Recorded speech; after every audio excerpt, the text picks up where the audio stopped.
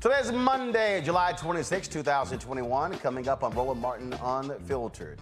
We are mourning the passing of civil rights legend Bob Moses. We'll talk with some of the pioneers of the civil rights movement about his life and legacy as a leader of the Student Nonviolent Coordinating Committee, but also with the Mississippi Freedom Democratic Party. Among the folks paying tribute, Reverend Jesse, first of all, among the people paying tribute are people like Charles Cobb, who worked with him, alongside him. You might not know his name, but trust me, he was one of the influential greats. Also today in Arizona, Reverend Jesse Jackson Sr. and Reverend Dr. William J. Barber took place to participate in the protest at the offices of Arizona Senator Kyrsten Sinema. We'll show you some of that. Also, an attendee at Kentucky Senator Rand Paul's virtual town hall, let's just say, used her time to film exactly how she felt. We'll show you that. Also, 15 years after his death, James Brown's family, they have finally settled his estate, and thousands of kids now can be impacted with scholarships that he wanted set up when he died in Wisconsin. Police officers under investigation for being caught on camera planting drugs in a black man's car during a traffic stop. Plus, my book club interview with Audrey Edwards, author of American Runaway, Black and Free in Paris in the Trump Years. It's time to bring the funk on Roland Martin Unfiltered. Let's go. He's got it. Whatever the miss, he's on it. Whatever it is, he's got the scoop, the fact, the find. And when it breaks, he's right on time and it's rolling. Best believe he's knowing. Putting it down from sports to news to politics. With entertainment just for kicks, he's rolling. It's on go, y'all. It's Roland Martin, rolling with Roland now. He's funky, he's fresh, he's real, the best, you know he's Roland Martin now.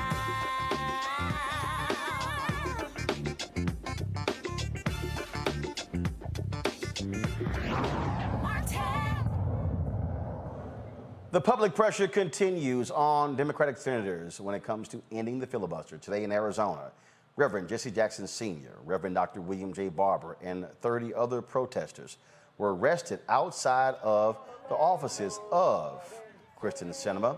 They were there in the heat of Arizona, protesting, fighting on behalf of ending the filibuster to pass the For the People Act. Folks, it's the second time in just over a month the Reverend Barber and Reverend Jackson have been handcuffed and taken away, protesting voting rights. Now, earlier today, hundreds of protesters met at Kachina Park in Phoenix to embark on the Moral March. The purpose to push Senator Kyrsten Sinema to end the filibuster, to raise the minimum wage, and pass both the John Lewis Voting Rights Act and the For the People Act. Here's Reverend Dr. Barber. Not a fad. It's not just a one-time moment. It ought to always be to open up a movement. You heard Reverend Jackson say that it's time for students and others to pour into the streets. And whenever there's a call to action, there must be a certain sound. So I want to do three things. I want to teach three things real quick.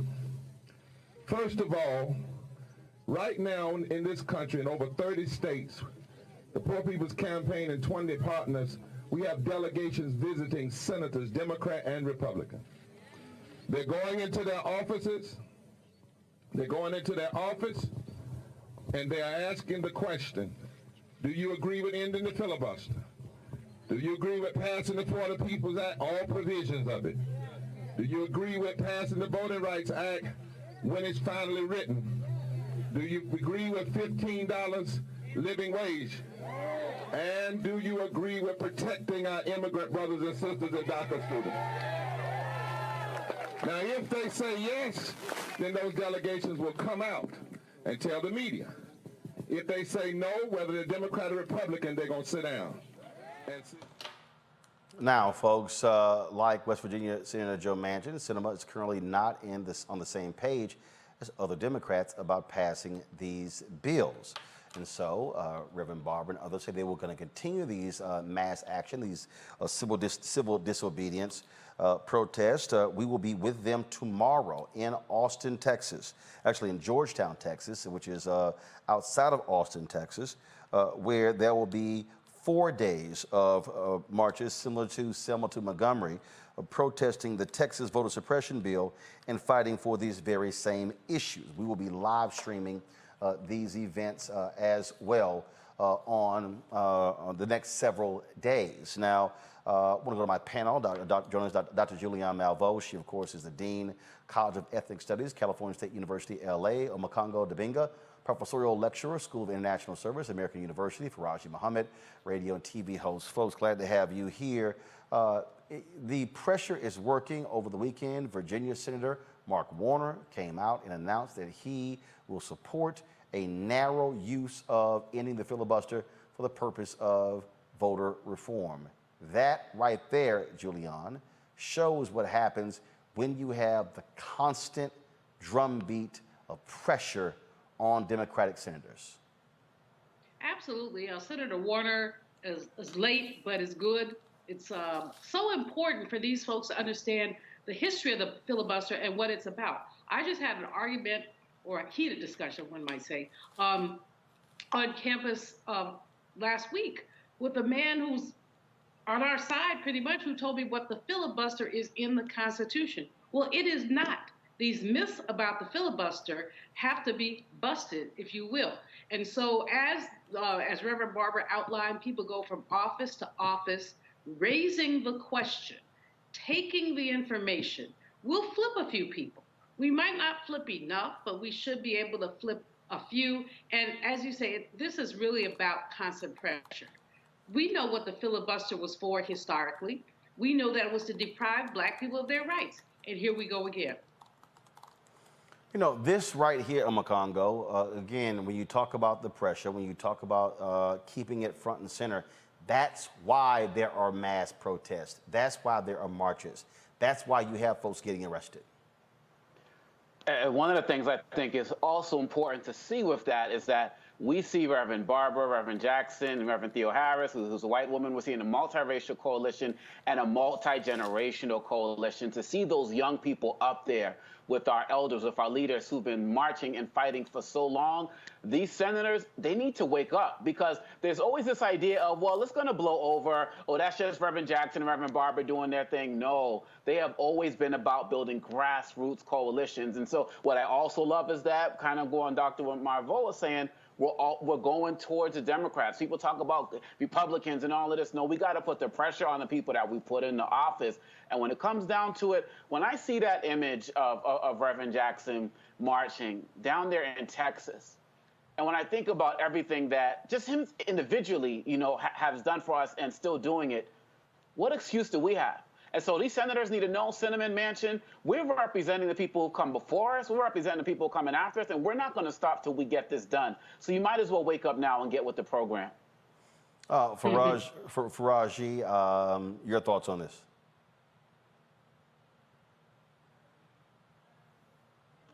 Okay, just real quick, I think that it's important that we keep in mind the timing of everything just as much as we talk about the actions that are being taken place.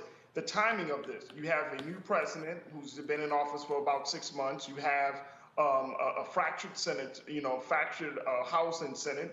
We are at a different point politically. There's an awakening among a lot of the constituents in the United States. So to have this conversation about ending the filibuster, but most importantly, getting people to organize. I mean, when you start to see white people, young white people walking with Reverend Jackson and Reverend William Barber, when we start to have these bigger conversations about voting rights and how has been a tool, another tool used to deny Black people the right to vote, and just overall the humanity, you know, deny us our humanity in this country.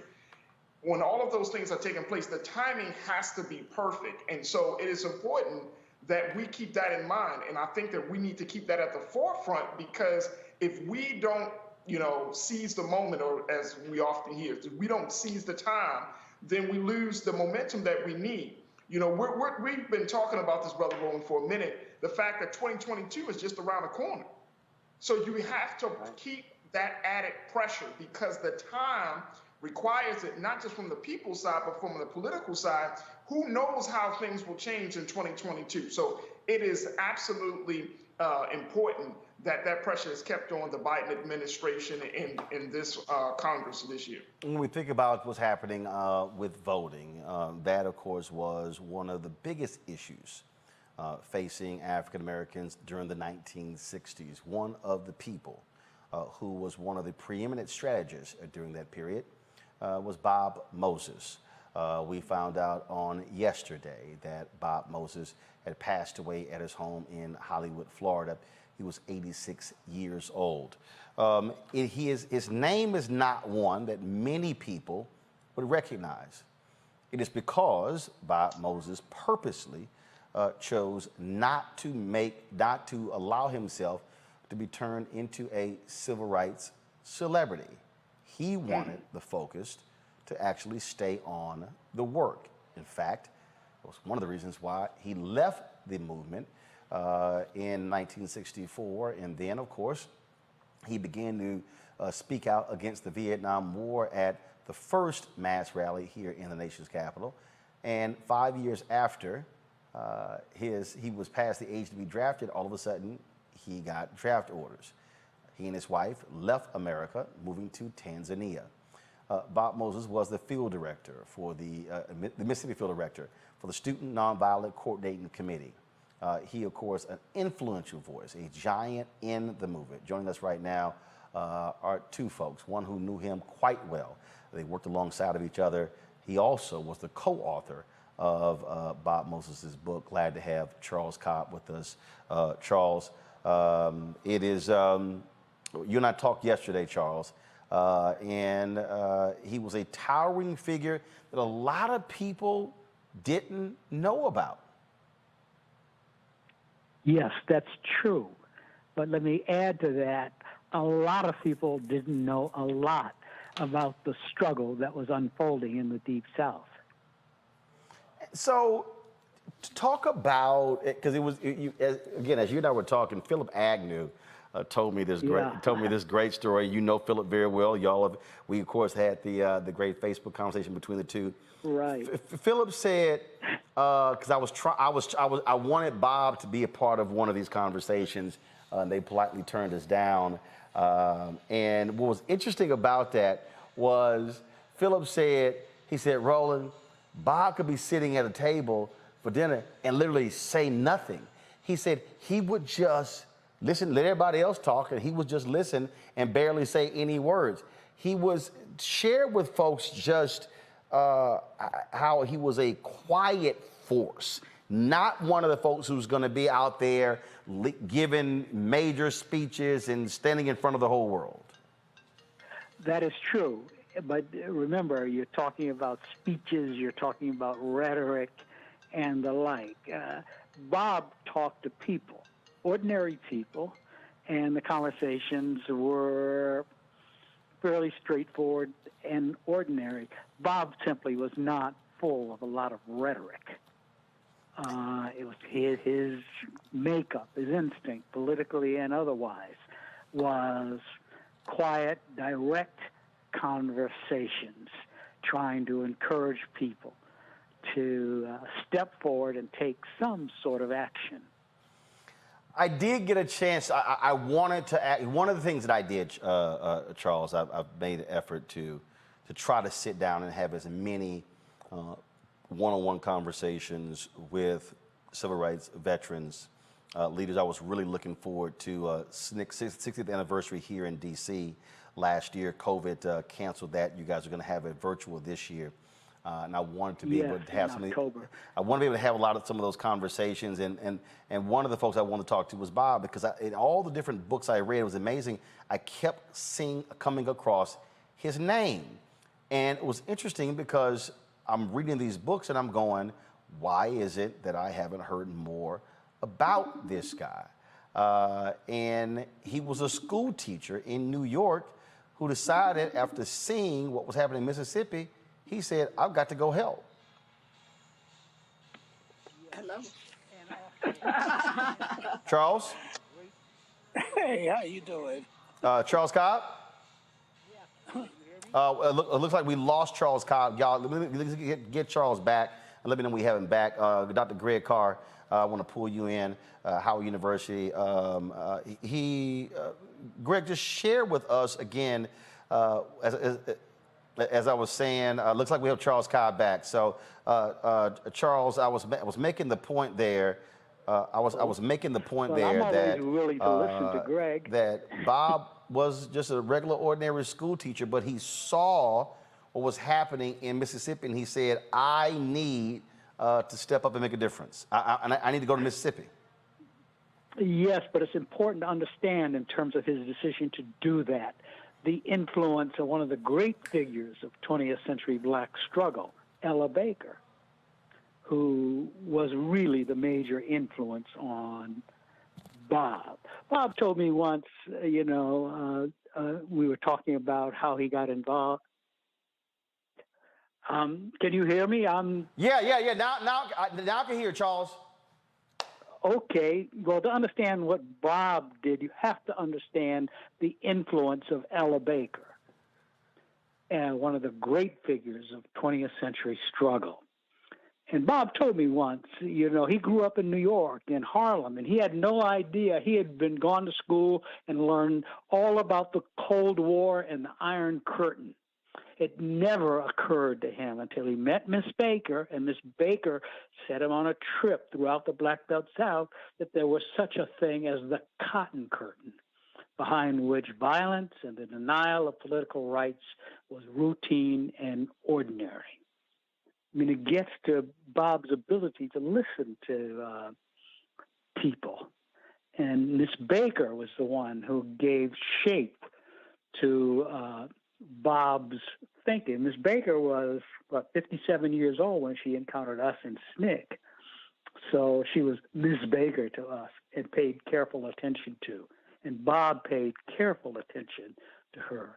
I say this to say you cannot understand Bob, and you cannot understand the continuity of black struggle without bringing up Ella Baker, a name less well known than Bob.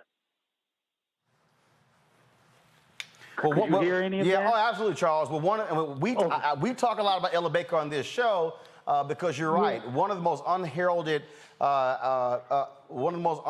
activists, if you will, and someone who folks don't know about, but who really was the continuum from progressive movements in New York to NAACP to SCLC to SNCC to women's organizations through the 60s and 70s into the 80s as well. And so, she was, again, the connecting force, if you will, to all of these different organizations.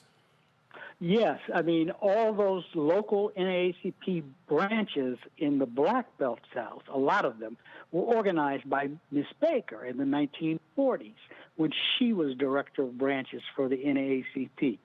SNCC couldn't have done what it did without the backing of all these local NAACP branches. They were Ella Baker's people. And for us to be able to say, as Bob and I often did, we were Miss Baker's people, gave us instant credibility. Tell us about, first of all, we know, of course, we're talking about his civil rights work, but an extension of that was his belief in teaching black kids math. His book was called, folks, if y'all can pull his book up, Radical Equations, Civil Rights from Mississippi to the Algebra Project. You co-authored that book with Bob. And so just share with folks again, just how he was just such a huge believer in teaching our kids math. Well, Bob was really a huge believer in the importance of literacy to struggle. And he made the point over and over again, particularly in talking about the founding of the Algebra Project, there's always been a question of literacy tied to civil rights and freedom. That's why black schools were outlawed in the 18th and 19th century in the days of slavery. That's why you had the kind of segregated schools you had in the 20th century. There's always been a question of literacy tied to civil rights struggle. And Bob's argument with respect to the Algebra Project was that you need to put math literacy next to reading and writing literacy in order to have full citizenship in the 21st century, when what was the industrial era that had defined America was now also becoming a technological era in which math and algebra were much, much more important. And so Bob was making the case that you could not be a full citizenship without complete literacy, that you could not go to college in the 20th century, in the late 20th century, and walk through the doors and say, oh, I never did get that reading and writing stuff. You could go to college at that same period and say, and I never did get that math stuff. And Bob wanted math placed right next to literacy and reading, right next to reading and writing, if a person was going to function as a complete citizen. And math, he felt, was the key to developing the kind of literacy that he wanted to. And he argued politically that the state deliberately kept young black people illiterate when it came to math. That's sort of the first short, compressed version of Bob's thinking. It really meant, in his way of thinking, math literacy was a civil rights issue. It was connected to full citizenship, and he was able, as a mathematician himself, able to begin designing a program that combated that deliberate illiteracy, or what he would call sharecropper education. North or South, sharecropper education assumed there's a place in the lowest ranks of society. The lowest ranks of society was where black people belong, and they set up the whole system to keep black people uneducated. In the old days, they kept black people unable to read or write, and in the late 20th and early 21st century, they deliberately, and that's key, deliberately kept black people illiterate with respect to mathematics, and that was a handicap Bob felt that he should fight. That's, like I say, that's the compressed version of Bob's thinking and the why of he connected math to civil rights. He was a long-time friend of yours. Final question for you. First, two questions. First question is, when and where did y'all first meet? And what did you think of him among your first meeting? And then, go ahead. I'll ask the second question. Go ahead. Okay, I first met Bob in the summer of 1962. To make a long story short, I discuss it in a later book because there's a lesson in the circumstances under which we met. I was on the way to a conference for young activists in Houston, Texas, sponsored by CORE. I was 19 years old. And I got off the bus that was taking me there in Mississippi, and I met student activists who challenged me. They basically said, you're going off to Texas to chatter about civil rights when you're standing right here in Mississippi? What's the point of that? I decided to stay in Mississippi for a few days to learn more about what they were doing, because they were telling me, we're doing stuff here in Mississippi. And they put me up in their Freedom House. And the first evening there, I was engaged in this conversation with these young activists, and Bob was there. He hadn't been introduced to me, and was listening to the exchange between myself and these students. And then Bob said quietly, well, we're getting ready to go up into the Delta tomorrow. Why don't you come with us? The Delta being the cotton country of Mississippi. And I decided I could do that. It was summertime. I wasn't in school. I didn't need to go to school. I didn't need to go to a conference. And I went up there to take a look. And that's when I began my conversations with Bob on that trip in 1962 up into the Delta. And to make a long story short, I didn't get out of Mississippi for almost 5 years. I wound up staying there in Sunflower County, Miss Hamer's home county, and working on issues of voter registration with people up there, and one thing led to another. And I'm having conversations with Bob all the while, because Mississippi to me, I mean, it was like a foreign, I'd never been in a place like Mississippi. You know, until then, as a kid from Washington, D.C., all Mississippi meant to me was it was the place where Emmett Till was murdered. Mm-hmm. And so Bob and others are educating me, if you will, on their thinking about change in Mississippi. And at the end of the summer, you know, I felt I couldn't just say to people I'd been working with, and in many respects, getting their lives placed in danger. I couldn't say at the end of the summer, well, folks, it's been interesting, but now I got to go register for classes because I was a student at Howard University, and I just couldn't do that. So I wound up staying. It's, you know, and Bob and I became very close during this period because he and I were the only two people from the North working in that movement there full time. The only other person was a guy named Frank Smith, a Morehouse student who came over from Georgia.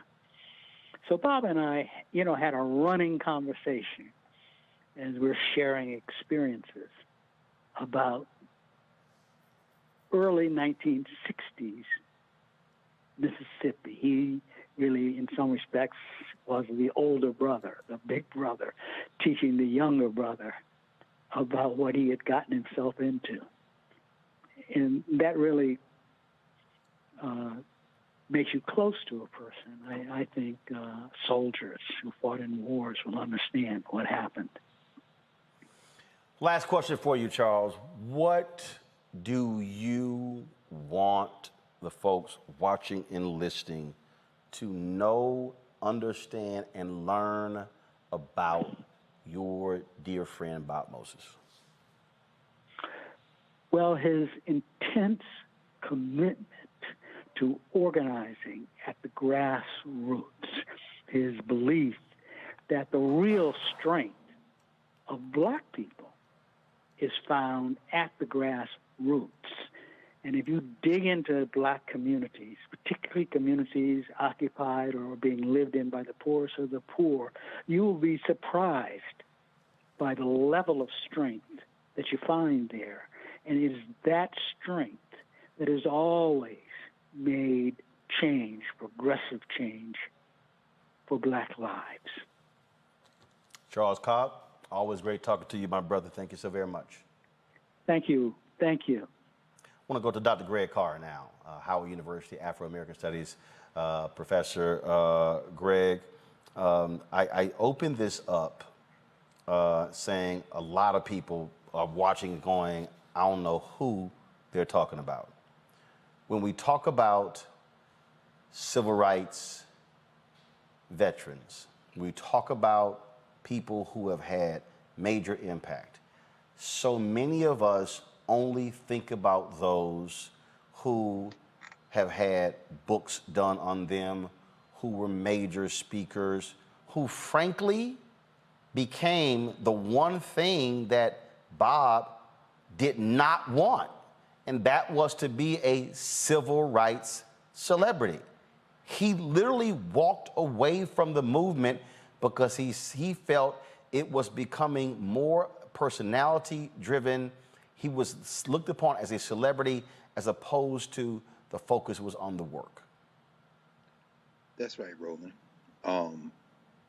Let me say first, condolences to his wife, Janet, to Maisha and all of his children, his grandchildren, and to my very dear friend and really one of my heroes, the great Charlie Cobb.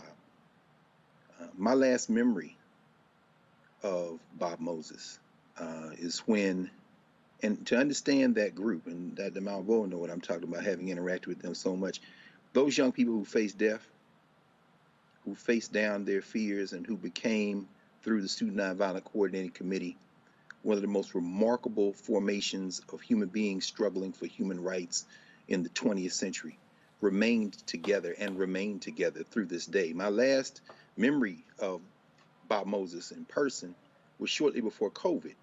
We were all together over at the Civil War Museum, as you just heard Charlie talk about Frank Smith, the great Frank Smith, who was on DC City Council for a long time and who now is the director of the Civil War Museum here, had thrown open their doors, and they were planning that 60th reunion. And we went over to Ben's Chili Bowl in a break, and I remember Charlie Cobb, Bob Moses, sitting side by side there at the table. And I don't know what one had said to the other, but I had never seen Bob Moses laugh. They were laughing like they were two teenage boys. And when you heard Charlie say that, you know, people who have been through war together, that's the feeling I always got and always get when I'm around. So to all of them now, Cortland Cox, Dory Ladner, Karen Spellman, I mean, all of them, you know, my condolences. The beautiful thing about Bob Moses, and you know, I'm generally an animated person. I mean, Bob Moses, man. Bob Moses come in a room and the entire energy changed. And in more recent years, like when Marion Barry, who was, you know, one of their first leaders after Chuck McDew, the second chair of the Student Nonviolent Coordinating Committee, when he made transition, they gathered at Frank's place again at the Civil War Museum. And Bob Moses comes and you just feel that energy. He could calm everything down.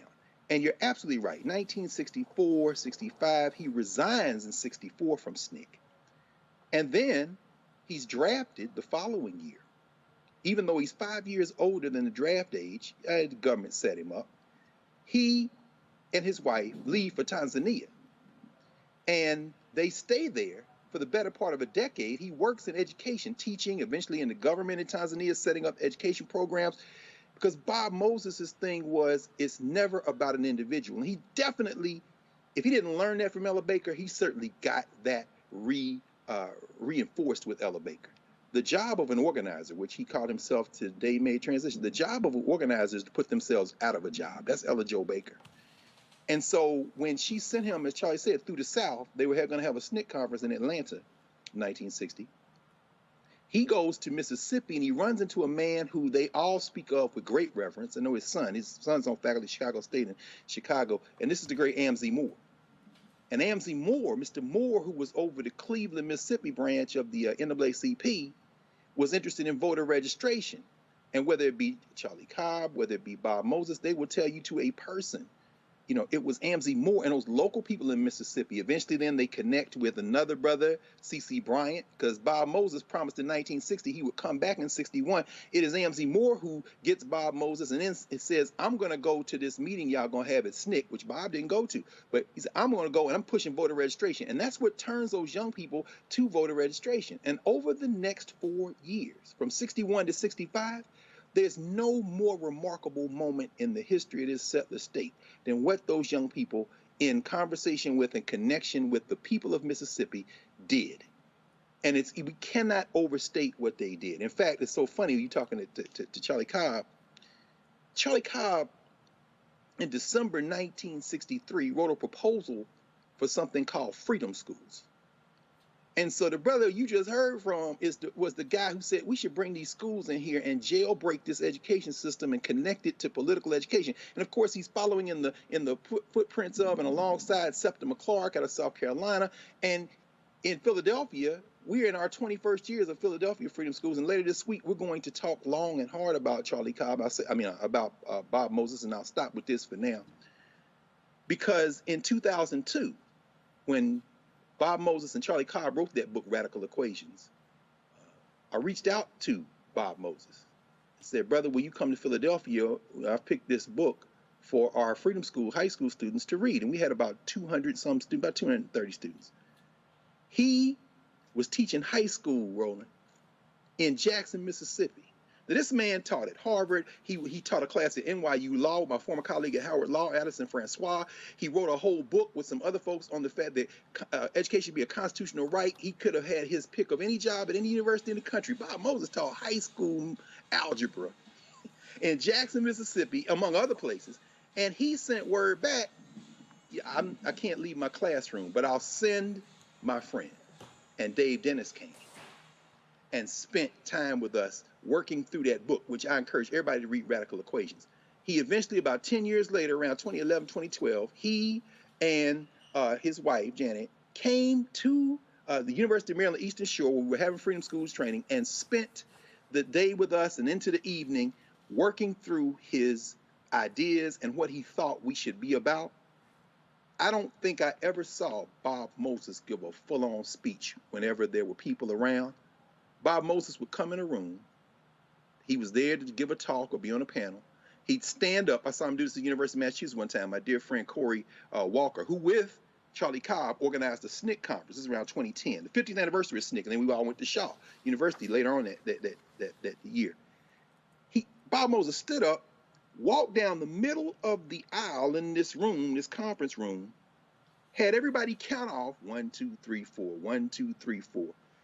Then took the ones, the twos, the threes, and the fours into 4 clusters to talk about the social problem they thought was most important, waited 15 minutes, and had everybody report out. Bob Moses organized, even at conferences, brother. He is a remarkable force. The reason we are walking through this, Omokongo, Julian, and Faraji, is because I believe, I really believe we, and this is where I'm speaking, right now, I am not talking about mainstream media. I'm talking about Black-owned media. I believe, Julian, that we have made a significant mistake in this, because what we have not done is properly and consistently introduce people, introduce our audiences to these significant forces. I've often said, Julian, that the greatest mistake that we've seen from people is that we get so caught up in the hype of the major events, but we don't spend our time dealing with the strategy, the planning, the organizing, the mobilizing, all of those different things. And that, to me, is what it means when we talk about giving people a full understanding of who Bob Moses was. Your thoughts? You know, one of the most important things Bob Moses did was the Algebra Project. I think that algebra is a gateway to all kinds of occupations, from engineering, economics. The Algebra Project, really, he took his civil rights passion and talked about mathematical literacy. And we know how many of our people get ripped off because they didn't read the fine print because of all of that. So in addition to his many, many accomplishments, I think it's really important for us to think about the Algebra Project in a context of what our people are learning, our young people are learning and not learning today. And we know so many of our young people are math phobic. We know that teachers do not encourage our young people. So this man had an amazing vision to go from really being in the trenches of the civil rights movement to being literally moving with education and talking about algebra and mathematics. And he was funded for it, of course, and brought a lot of people in. Some estimates say as many as 40,000 to 50,000 young people took algebra because of Bob Moses. So even as we look at his civil rights legacy, we need to also look at his educational legacy and how important that was. That right there, Omokongo, I think was critically important.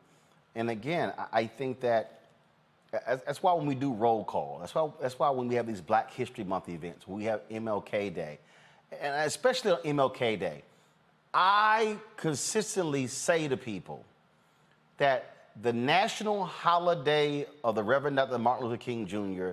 is not about him. The holiday and the statue really is a monument to all of the people who were involved in the movement. And I think we do a disservice when we talk about folks in that period and we only say Reverend Dr. Martin Luther King Jr. and folks stop there. They might mention Thurgood Marshall, they might mention Roy Wilkins, they might mention Whitney Young, they might mention Dorothy Height, but we really need to be explaining to people Septima Clark, That's right. Diane Nash, James Bevel, Ella Baker, Bernard Lafayette, I'm going to talk to in a second, James Orange, Hosea Williams, Fred Shuttlesworth. And I can go on and on and on because, and yes, Bob Moses and Charlie Cobb, and of course, James Foreman. I mean, we can go on and on because that is the movement. Roland, please mention a few more women. No, well, first of all, I said I can go on and on, Julianne. Yeah, after you did like 20 men. No, I didn't mention 20 men. And I did mention Septima Clark and Diane Nash and Dorothy Height and could have mentioned Merle Evers Williams and I could have mentioned many of them. My whole point is you got to walk it through. So I did purposely mention men and women, but that's the whole point there. And I mentioned Ella Baker as well. I can do Constance Baker Motley. I can go on. But my point is I did both. But the thing, Omakongo, is that we have to expand the list of the names so folk know who Bob Moses is and they simply don't drift off into history.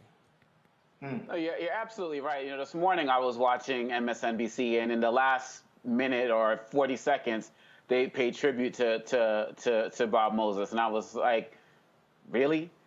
This is what we're doing right now? Like you said, taking this time, drawing it out. We need to let people know in our community and in our the media that we do run, that we pick our leaders. We pick the people who are valuable to us, who we are going to pass on to the next generation. Seeing Bob Moses pass is very sad for me because coming from Boston, came up with my dad, you know, there, my family and his kids, Maisha with the Young People's Project, we've worked together. Omo Moses with Math Talk, we've worked together, and they're continuing on his legacy, which is great to see. But you're right, Roland. We can't let mainstream media, mainstream academic institutions pick our leaders. No one's going to learn the truth about Ella Baker at these universities or on this television and right now. And so what Bob Moses is doing as he now becomes an ancestor is he's reminding us that it's not about who they say our leaders are, it's who we say our leaders are and what we do to honor them. We need more Dr. Great Cars in this world who can just shoot off this history like sportscasters talk about basketball and football, and we need to elevate them so this never stops. It has to continue. Fact. Faraji? Yeah, I mean, I'm with my brother there. I mean, one of the big things that I'm hearing from the history of Bob Moses is the fact of sacrificial leadership. I would remember talking to Dr. Ray Winbush, the author and the scholar, and he said when we had this conversation around Fred Hampton and the movie Judas and the Black Messiah, he was saying to me, he said, Faraji, we don't have sacrificial leadership like we had back during the civil rights period. And to break it down for folks, sacrificial leadership are those individuals who don't see themselves as celebrities. They don't see themselves as bigger than the movement. They're not trying to brand themselves as movement leaders. These are folks who are serious about organizing people. They understand that fundamental change and generating power comes from unified people.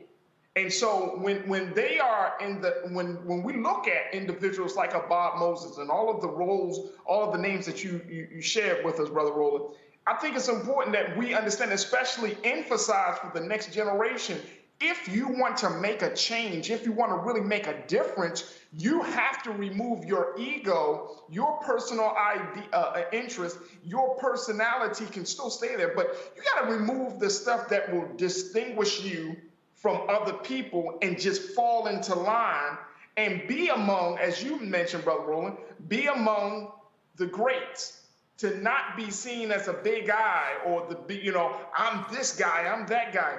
You just happen to be the one to push the struggle for freedom, justice, and equality along. And that's where we got to go. I mean, there is not enough conversation around sacrificial leadership. Even now, we still have this view of Messianic leadership where we need somebody from the top, and we're not talking about white folks, I'm talking about black people. We say, oh, what about the Honorable Minister Louis Farrakhan? What about Jesse Jackson? What about Reverend Al Sharpton? And what are they doing? They don't need to do anymore. You got people that, like myself and many others that come on this show in particular, who should be out there, we should always be the ones running. And I remember, I'm gonna close it like this. The Bible say what? That you have the older folks for counsel, the elders for counsel, and young for war. So while we have those folks still among us, why not take advantage of the wisdom, the guidance, and the experience of them working in a very, very unjust system? One of the big things, and this is what I appreciate you about the generational talks you've been having, Brother Roland, is the fact that there's no other group of people that shoot themselves in the foot by denying their ancestors, their elders, and those who came before them. Yep. Like the way we as black people do. And one of the things that I had to grow and learn as I was as an organizer in Baltimore is that as a young person, I can't shoot myself in the foot and say, I don't want older people at the table. That's crazy. Yep. That's absolutely insane. And that is counterproductive to the movement of freedom, justice, and equality. I need to get as many elders to the table as possible. And those of like minds who have even of different views, you need to still come to the table because why?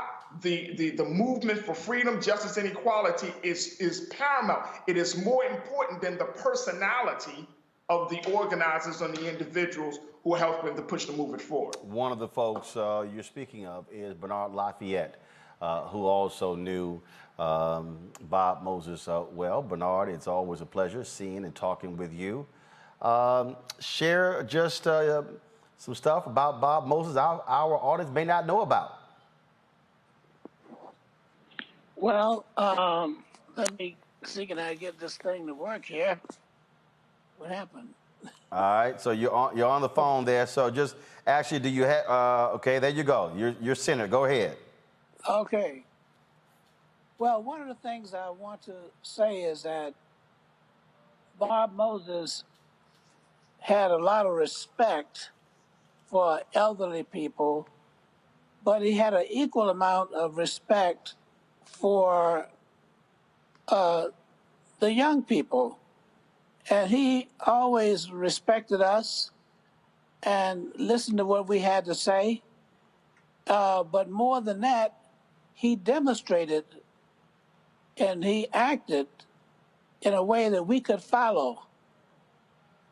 My going into Selma, Alabama was directly related to the fact that Bob Moses had gone into Mississippi. And even with all of his education, he decided to become a director of a voter registration project. And here's someone who had a master's degree. And what did he do? Now, the thing that really amazed me about Bob was that with all that killing that went on in Mississippi, he showed no fear. And that is the greatest thing that Bob Moses gave to us. And that was the example of his own behavior and what he did with his own life. And when he,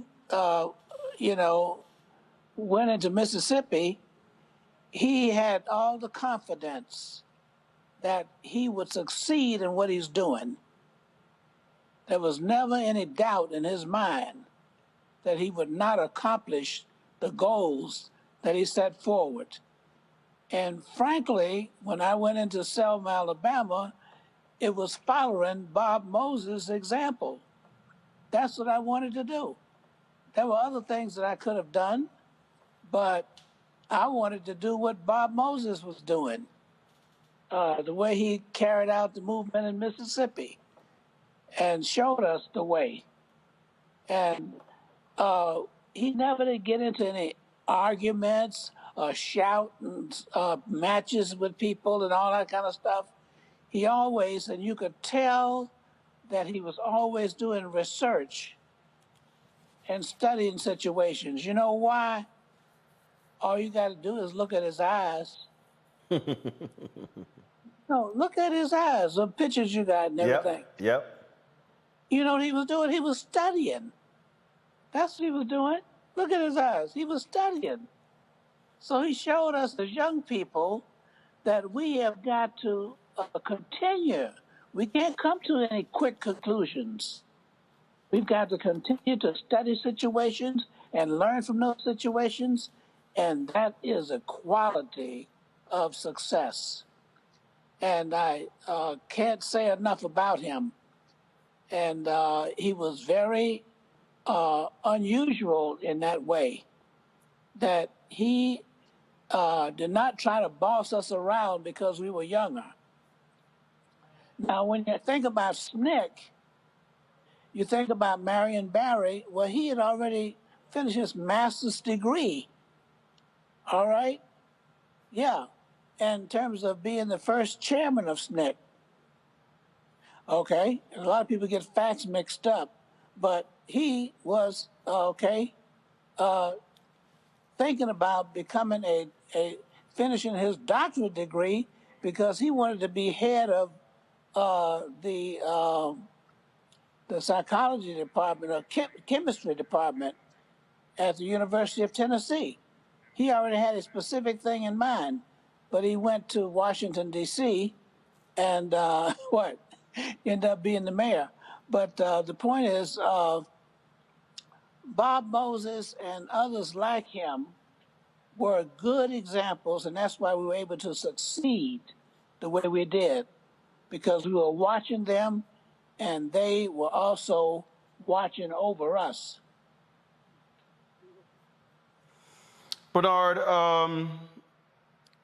final question for you. 50 years from now, 100 years from now, a kid is going to come across a book or a documentary. They're going to come across a speech. They're going to come across some papers.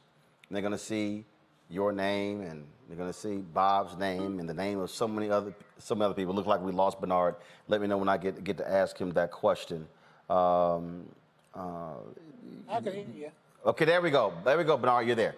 So, what do you want that kid 50 or 100 years from now to know about your longtime friend and colleague, Bob Moses? I would want them to know, and I'm very clear about it, is that leadership is not bossing people around. Leadership is showing example by your own behavior. And by your own behavior, you are convincing them that they can achieve the goals that they set forward. Yeah, it's always a pleasure chatting with you. Look forward to our next conversation. Thank you. Folks, we have more tributes to Bob Moses on today's show. I'm going to take a break right now. When we come back, we're going to talk with Meg Kennard, a reporter out of South Carolina. Finally, the James Brown estate has settled 15 years of drama. He's been dead 15 years, and finally they're selling the estate. Maybe now they can do what James Brown wanted to do. We're going to talk to her about that, more about the life and legacy of Bob Moses, and lots more right here on Roland Martin Unfiltered. Don't change that dial, because trust me, ain't nobody else doing anything like we're doing tonight. Back in a moment. The same forces that are trying to pass these bills across the country, but here in Texas, to, yes, suppress, to stop, to undermine the vote. The same folk that block you from having living wages are the same folk that wouldn't fix your utilities problem. In this time, when our voting rights are under attack and economic justice is being denied, We're launching a season of nonviolent moral direct action to demand 4 things by August the 6th. the 56th anniversary of the signing of the Voting Rights Act. Number one. Yes. End the filibuster. Number two. Pass all provisions of the For the People Act. Fully restore the 1965 Voting Rights Act. And number four, raise the federal minimum wage to $15. Pass the For the People Act. That is the last best hope for voting rights, not just in Texas, but Georgia and Florida and about a dozen other states. Pass the John Lewis Voting Rights Bill and the For the People Act. Let our people vote. The Latinx community is the rising electorate in Texas, and our representatives are threatened by these shifting demographics. Our pathway to citizenship, to a living wage, depend on our access to the ballot. This is not just a black issue. That's right. This is a moral, constitutional, and economic democracy issue. Poverty is reinforced by public policy. And what happens in Texas, as well as in America, we create policies that perpetuate poverty, and then we criminalize the poverty that we create. There's only so much we can take, and it's time for us to stand up and speak loudly against what's happening here. I think in Texas that it is time for a Selma-like. I think we ought to march from Georgetown to Austin. And we ought to come to Austin, but we ain't coming to Austin just for Austin. We come to Austin to save the Washington, D.C. Which side are you on? And don't tell us you can't do all of this. You must do all of this for the soul and the heart of this democracy. Forward together! Forward together! Forward together! Racial injustice is a scourge on this nation, and the black community has felt it for generations. We have an obligation to do something about it. Whether it's canceling student debt, increasing the minimum wage, or investing in black-owned businesses, the black community deserves so much better. I'm Nina Turner, and I'm running for Congress to do something about it. Hello, everyone. It's Kiara Sheard. Hey, I'm Taj. I'm Coco. And I'm Lily. And we're SWV. What's up, y'all? It's Ryan Destiny, and you're watching Roland Martin Unfiltered.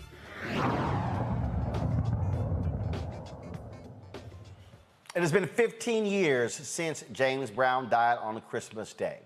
After a long battle, his family may have finally settled his multi-million-dollar estate. Joining me now to discuss this is Meg Kennard, political reporter for the Associated Press. She is, of course, broadcasting from Houston. Meg, glad to have you on the show. So, I mean, God, 15 years, this constant back and forth legal battles, children who were not in the estate. The money was supposed to be going to provide scholarships to needy black children. Is this thing finally over? Hey, Roland, it's always good to see you and be with you. I wish I could say yes, although we've said that before. As you noted, this estate battle has been going on since James Brown's death on Christmas Day in 2006. We've had multiple settlements in the past. We've had those settlements then overturned in various courts, including South Carolina's Supreme Court. And so last week, we had an attorney who's been involved in the litigation saying, kind of out of the blue, honestly, I hadn't realized that this had been really going on, but saying that a settlement had been reached on July 9th, a global settlement that would finally, he said, put to rest all of the legal issues surrounding James Brown's estate. So while I think we can say yes, I'm still not sure because there have been so many ups and downs in this case for now 15 years. And James Brown made it clear, we thought, how he wanted his estate to be handled. He wanted an Elvis Presley type, situation, but also he wanted the money to go to black kids for scholarships. That's right. In his will, James Brown set out the creation of the I Feel Good Trust, which would have created scholarships for needy children throughout South Carolina and Georgia, as well as paid for the education of his numerous grandchildren. He set out in his will on a Supreme Court last year noted that they felt James Brown had been of sound mind when he created that will. And so that's something that they were adamant really needed to happen. Last year's ruling seemed to set forth the path for that trust to actually finally be created now 15 years later. So yes, that is something that James Brown wanted. And although we haven't seen details of this global settlement reached this month, I would assume that that's at least some part of it, considering what the courts have already said. And obviously, what often happens is with a lot of these celebrities, we saw it with Michael Jackson, they were actually worth more dead than alive. And so I would assume that the James Brown estate, through licensing deals, things along those lines, has been steadily growing and building. There's been some dispute about how much actually James Brown's estate was worth at the time of his death, and including up until now. Estimates from between $5 million to $100 million. But there have also been attorneys involved in this case throughout who have said that there wasn't a whole lot of money actually left in his accounts, and that many things had to be done to settle debts when he died. But you're absolutely right. There have been ongoing licensing deals for James Brown's music, as well as his image, to be used in multiple commercial situations. Again, we don't know exactly how much money that has brought in, but considering the continued popularity of James Brown, I would imagine that there is plenty of funds wherever that money is going. Well, hopefully this thing is settled. Hopefully, you won't have these legal battles, because the bottom line is, it seems like the only people who are getting paid are the damn attorneys. There have been a lot of attorneys involved in this case over the years. I was reading over some old stories of mine, and one of my colleagues, Katrina Goggins, who covered this story for many years as well. And I was just digging through all kinds of lawyer names, people I haven't thought of in a long, long time.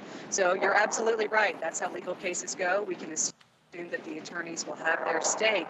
But also, there are many members of James Brown's family who have been trying to access some of what they say should be left to them from his estate. Again, we don't know the details. Maybe we will someday, maybe we won't. Well, we know that you'll certainly be on top of it, folks. Meg Kennard, she is a reporter out of South Carolina for the Associated Press. And let me also say, so I put this tweet out, Meg. You are still battling breast cancer. Our fans, they appreciate having you on the show. They're still praying for you and your family, that you will have a full recovery as you're there in my hometown, MD Anderson. And so we still got your back and praying for a full recovery for you. Thank you, Roland. I really do appreciate you and all the fans out there, and I thank you all for your thoughts and prayers. They really do mean so much. Thank you. All right, thanks so much. We certainly appreciate it. See you later. Thanks a lot. On Congo, the deaths of Prince, Aretha Franklin, you could even throw in Michael Jackson, James Brown. I mean, so many people have talked about, again, folks having their wills, having their states all together. And unfortunately, it's like, goodness, it's like he wanted the money to go to scholarships, and the folks who've been getting the money, like I said, have been the lawyers over the last 15 years. Yeah, it's sad, man. We're talking 15 years. And with all of the kids who could have benefited from that money, who are now, adults now, and it's just really sad. And you start thinking about people who may have been impacted during the COVID pandemic as well. Maybe, arts programs were lost. And so a lot of wasted opportunities have happened with James Brown passing. And then what it took like 2 years or many years before he was even buried. So I think that this needs to be a lesson for all of us, to be quite honest. I mean, when I'm thinking about someone's net worth, I'm thinking maybe like a $20 million difference, maybe like 80 to 100 million. People are saying between $5 and $100 million. I mean, it's ridiculous. And so I think all of us who don't have even clearly the same level of stature, we need to all start looking at our financial houses. We've seen situations in our communities where mothers and grandmothers and grandfathers and fathers have died, and their houses got taken, you know, by churches and banks and different types of places. If what has happened with the people who you just mentioned have not been a wake-up call for all of us to get our house in order, I don't know what will. It's a real tragedy what has happened with him and what happened after he passed. 50, you know, there are a lot of people who were contesting the will, people who were left out, all of that. That's why I always get a kick, Faraji, out of the folks who put in their estate, if anybody legally challenges this, you definitely getting left out.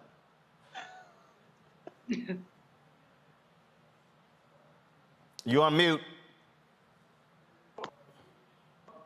I'm looking at the situation with Michael Jackson, Brother Roland, where they're still in court. I mean, Forbes just did a piece just a few days ago about the fact that Michael Jackson, his estate is in court 12 years after his death and following 8 years of litigation. And they're also talking about whether the wealth tax would, if that would apply to Michael Jackson's estate. I mean, when and I'm with my brother, like when we look at the amount of money, and correct me if I'm wrong on this, Brother Roland, but I saw an article, and I forgot who mentioned it, but they said that Michael Jackson made like crazy, nearly $1 billion after he died. And so when you're looking at that amount of money coming in, and then you got all of these people at the table, you got the lawyers, you got the family members and all of that stuff. And then you look at the will. I was surprised to hear, and again, correct me if I'm wrong, but I did hear, like, for example, that Aretha Franklin didn't have a will. And when you look at a situation like that, it's almost like we have to teach our people in particular about the importance of generational wealth, but we also got to teach them about wills, the importance of having a document, a legal document that will outline how your assets and your money and all of the things that you've acquired over your life, how that should be, you know, distributed or spent or given away. There needs to be that. And there's not enough conversation, especially within our community, around these issues. And, you know, and I mean, we got to even go back to the fact, Brother Roland, and I see this all the time, and I know this is not quite the same thing, but if you die, that you don't have to go to a GoFundMe, that you have life insurance, that you understand the importance of thinking about life for your family if you're not here. If we're not having those type of conversations, but we're constantly having conversations around getting money, but not necessarily knowing how to spend money, and damn sure not having conversations on how to save money in case something happens to us, then this is all for naught. Hopefully, Julian, there's an actual settlement. I mean, I was looking through some stories there, and Meg is right. There were like multiple stories about settlement after settlement after settlement, and those before were not true. You know, Roland, Black people are extremely uncomfortable about having end-of-life conversations. It's not just the will, although the will is very important. It's also about how you want to die. You have people who might be sitting in a coma for 2 or 3 months. They don't want to be in that coma, but they've never had the conversation with whoever has their medical power of attorney about, you know, cut this stuff off at a point in time if I ain't coming back, because otherwise the estate might be encumbered with tens, if not hundreds of thousands of dollars of debt. Somehow, I have a friend, it's not a friend, but well, anyway, whatever, who actually has a list of what she wants to have served at her repast. But she does not have a will. You know, I mean, she has the whole menu. She knows who she wants to sing what at the funeral, but she does not have a will. Now, I'll tell you, as many folks know, my mom made her transition about a month ago. It was funeralized last Saturday. She talked to us before she even got sick. This is who gets this is who gets that, and I don't want you little heathens fighting about anything. I mean, she was very clear. So if anybody's surprised, we didn't think that everything was necessarily fair, but it's what she wanted. It's her stuff. And so that's what we have to be able to have those conversations. But black people don't want to do that. For whatever reason, you're going to die, y'all. You really going to die. You might not die tomorrow, but you will die. And so you might want to be the one to make sure that you have control over your assets. Here's the other thing. When you die intestate, which means without a will, depending on where you die, the feds or the state government can get between 50 and 80% of your property. Now, you've been paying taxes all your life. But the government can take your stuff because you chose not to leave a will. So I don't care if you're 25 or 95. This is an important conversation. The drama around James Brown, Michael Jackson, Prince, call the roll. Did these people think they were going to live forever? Folks, let's go to a story out of Wisconsin. The Caledonia police officers are under investigation after being caught on the camera appearing to plant drugs in a black man's car during a traffic stop. Hey, bro, what's that? What's what? That you just threw in here. What's what word? I got you on camera, bro. I got you on camera. We're all good. Hey, bro, you just threw that in here. Yeah. The man in the video, who goes by Glock Boy Savu on Facebook, shot and posted the now viral 16-second video on Facebook. He also posted this video confirming it was him watching it all happen. Kid Savo, local rapper from Racine, Wisconsin. I am okay. I'm not locked up. I was detained for a little while, and they talk about investigation. I am the guy that you see going all over the internet, surfing the internet with the police trying to throw the baggie in my car. I am okay. I did not get arrested, but I am taking legal action. I have contacted a lawyer due to the weekend. It's not going as fast as supposed to. The process is going a little slow. I have sent the video to news articles and everything. Well, after the video went viral, the Caledonia Police Department launched an investigation, and Police Chief Christopher Bosch posted this statement on Facebook. Earlier today, the Caledonia Police Department was made aware of a cell phone video that is circulating social media platforms depicting the actions of a Caledonia police officer. We were able to locate the call for service associated with the cell phone video. The Caledonia Police Department is conducting a comprehensive internal review of the incident. All officers assigned to patrol duties are equipped with body-worn cameras, and preliminary information indicates the officers on scene of this incident all had their body-worn cameras activated. In addition, marked Caledonia police patrol vehicles are equipped with dashboard-mounted cameras as part of the internal investigation. We will be reviewing those videos. We will also need to gather information from all officers who were present. The complete review will take some time, but I have reviewed portions of the body-worn camera video. Please keep in mind that the cell phone video that is circulating depicts only a small portion of the entire encounter, whereas all available video may provide more context. The Caledonia Police Department believes strongly in transparency. Therefore, all body-worn camera video will be made available within the coming days. Please be patient, as there's a lot of information to review. Please know that we are taking these matters very seriously. Christopher Bosch, Chief of Police. Now, folks, here's the body cam video of the officer who tossed the plastic bag in the back seat.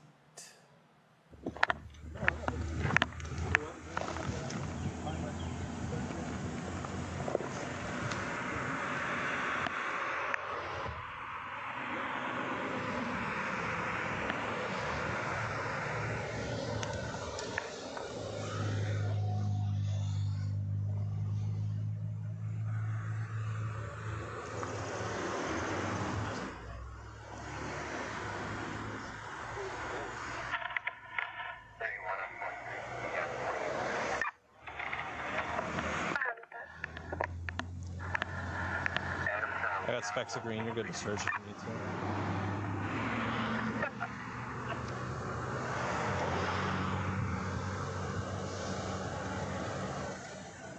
Corner cut.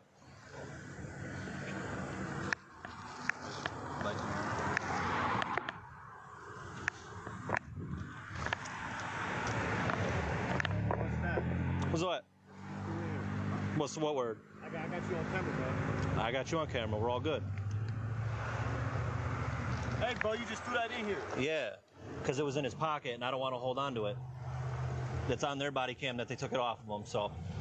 You just threw that in here, bro. I got you on camera, man. I'm telling you where it came from, so. I got you on camera, bro. It's an empty baggie at the moment, too, so. Okay, buddy.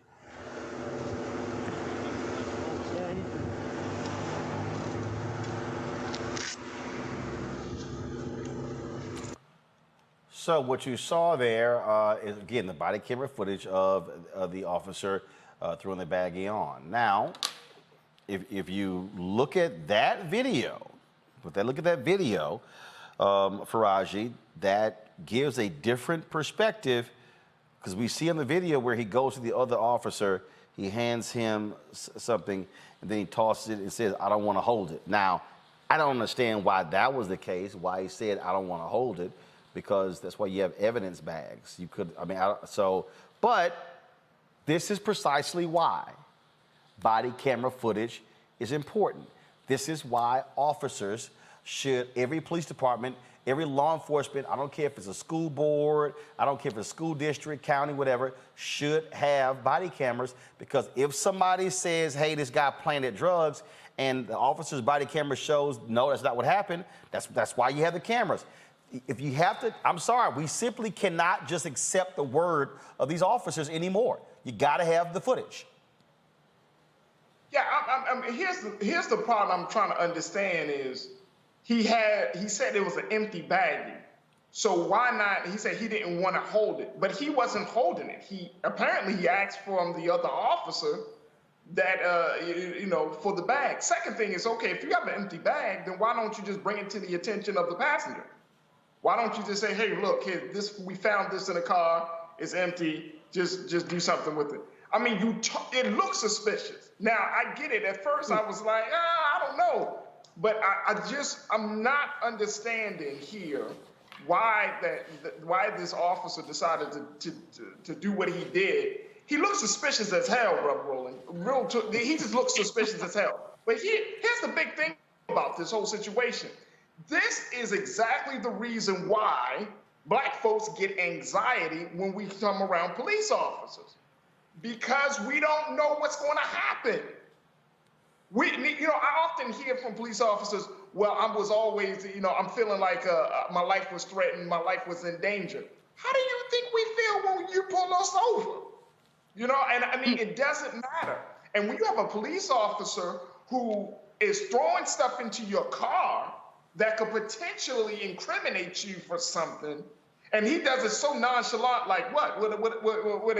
Oh, I got you on camera. Well, I got you on camera. I didn't want my partner to hold it." I mean, it's just so nonchalant. But it's those type of moments that can either get us locked up or killed. And we just can't risk those type of moments anymore. I'm glad that they want to do an investigation, but just the simple fact that the officer made a judgment call like that, he should be dismissed from the force. Absolutely. Juliana, go ahead. Absolutely. No, I mean, I think the brother's absolutely right. This is ridiculous. First of all, there are evidence bags. There are all kind of reasons that he did not have to throw that bag in that man's car. All kind of reasons. Who knows what would have happened had the gentleman who was driving not said, "I got you on tape." You don't know what kind of trace evidence there was in that bag and where the trace evidence came from. Come on, Doc. This is an absurdity. It is a total absurdity, and it's enough. I mean, this is why, and forgive me, brother, if I pronounce your name wrong. Is it Faraji? Yes, Faraji. Faraji, this is why you were so animated about this, because Black people, Black men, and especially young Black people, encounter this crap all the GD time. And these folks are making judgment calls. They're doing what they feel like. They have no sense of accountability. That police chief is a wuss, a WUSS wuss. I mean, we go investigate. He ought to be able to say this was out of order, because it was out of order. Now, whether it's dismissal, suspension, take you behind home for a few days, I don't know. But he was doing Mr. Bojangles around that. And meanwhile, this young Black man, frankly, was terrorized. Congo?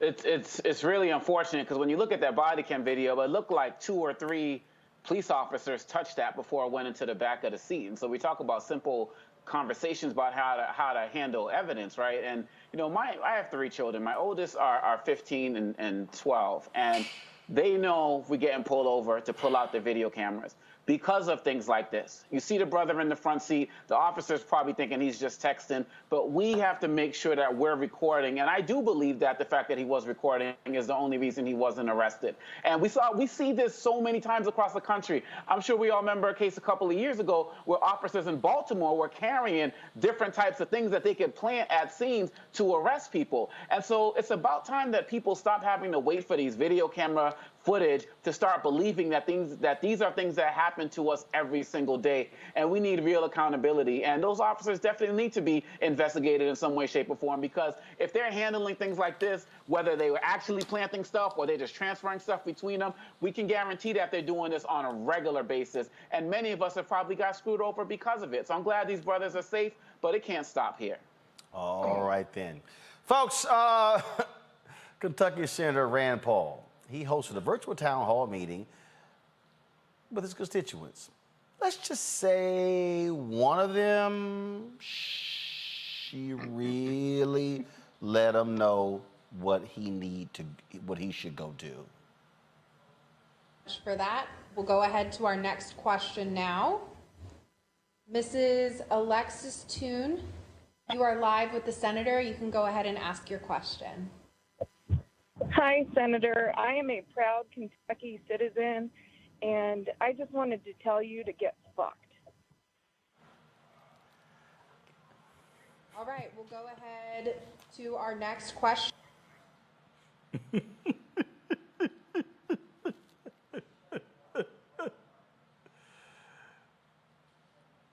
Y'all pull the panel up.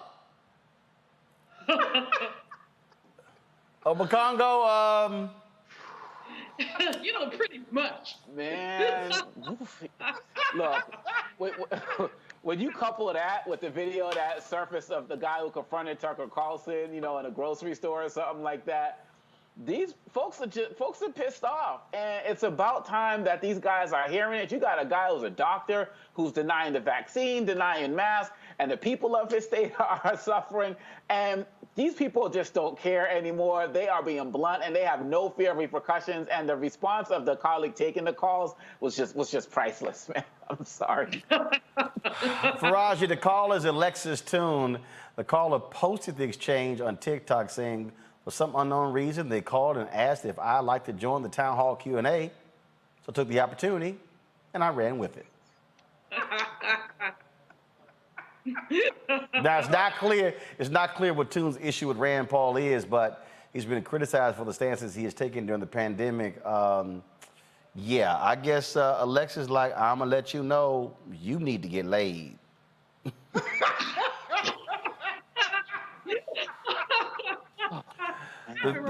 The video has since been removed, y'all. That was good. That was good. All right, speaking of good, my man Drew. Y'all remember Drew comments? Drew was a big supporter of Kamala Harris during the campaign. And Drew used to drop these really great explanatory videos. Well, he had to drop one on COVID that was just golden, and I had to play it. Yo, 150 million full vaccinations given out in the U.S., and I'm one on Moderna gang, my boy. Why'd I do it? Pretty simple. Deadly pandemic. I ain't trying to die. Vaccine, 94% effective after the second shot. Sign me up. After hearing from virologists and ICU physicians, most of whom look like me, my mind was made up. Not to mention nobody give me a good enough reason not to do it. You don't remember Tuskegee, my boy? Yeah, I do, and I also remember in that same instance, black men were refused treatment. But look how fast they made it. They didn't test it. That's cap. First off, they started phase 1 of human trials for Moderna back in mid-March 2020. Plus, 3 things contribute to vaccine development usually taking so long. Funding, manpower, where the starting point is. These are the same factors that go into dating, but that's a conversation for another time. Let's first look at funding. Medical research costs money. Most of the time, one of the biggest challenges is getting grants. But that wasn't the case this time around. With the exception of the state of Georgia, the whole world closed down and researchers had access to all the money in it, which leads into the next advantage they had. Incredible manpower. Usually these research groups are pretty small with a handful of folks. With COVID-19 taking top priority in the world, the entire global medical community researched it together at the same time and shared notes. That with 100,000 people pretty much immediately volunteering for trials, they had more manpower than the comment section of a Kevin Samuels video. Anyway, third part is your starting point. mRNA is new, but it ain't that new. It's been studied for the better part of 30 years, going back to the early 90s. We're talking about days of mama said knock you out. Some of y'all too young for that. Technically, I am too. But you don't even know what's in that vaccine, and it be causing Bell's palsy and autism and making women infertile and having miscarriages. Big Cap, New Era Cap, Michelin Ness. In my Moderna vaccine was messenger ribonucleic acid, lipid nanoparticles such as SM102, polyethylene glycol 2000 dimyristorylglycerol, cholesterol, and 1,2-disteroyl SN-glycerol 3-phosphocholine, trimethamine hydrochloride, acetic acid, sodium acetate trihydrate, and sucrose. Bruh. Ain't none of that causing Bell's palsy, autism, or infertility in women. Look, this how they work. The mRNA goes into the cytoplasm of the cell and gives instructions on how to make the spike protein found on the actual COVID-19 virus. Your own body creates the spike protein, then creates antibodies that can beat it when and if the real thing shows up. So in athlete terms, the mRNA shows up with game film. Your body then creates a scout team and can strategize against and beat up on in preparation for game day, just in case there's a game day. So really, we ain't even talking about vaccination. We talking about practice. As with any vaccinations, there are minor risks. So talk to your doctor. They're gonna tell you the same thing. Then go get your shot. Because it don't make sense to be more afraid of the vaccine than you are of the actual virus. That's bass backwards. Reese is always talking about how the White House and the DNC, how they need to learn how to put stuff together that's relatable. That from Drew breaks it down for a lot of people, Faraji. He lost me after he said what's up. I mean, just simply because he talks too damn fast. And okay, but Faraji, you can't put up a 5-minute video. Come on now, it's like I get you. It's 2 minutes. Look, check this out. If you're trying to encapsulate a vaccine during a mass pandemic in 5 minutes to give people this kind of like, oh, we're gonna get them quick snapshot of what it takes, of why this vaccine is important. You're talking about people's health and well-being. The whole country is fractured because of this vaccine. A 5-minute video where a black man is talking fast and things. Because here's the deal. Because frankly, because let's just be real. The processing of people today, hell, ain't 5 minutes. It ain't 2 minutes. Hell, it's barely 30 seconds. So what he's doing is he's taking the application that makes stuff go viral and is applying it to this, dropping the music, using certain keywords, buzz phrases that make it interesting, like the Dayton quip, the Kevin Samuels quip. And that's one of the reasons why this thing's already garnered more than 2 million views. I get that. But you know what that also sounds like is propaganda. How? Just because it doesn't give people a chance to think through the information. How? You just all they gotta do is replay it again. Yeah, but like, okay, that's the case in point. Information has been out. Wait, hold up, Julian. He's talking. Hold on. Faraji, go ahead. Very quickly. When he's talking about the ingredients for the virus, you see them big words. Big words. Okay. Then you want people to stop your video, look up the words, look up the impact on the human body, the whole nine.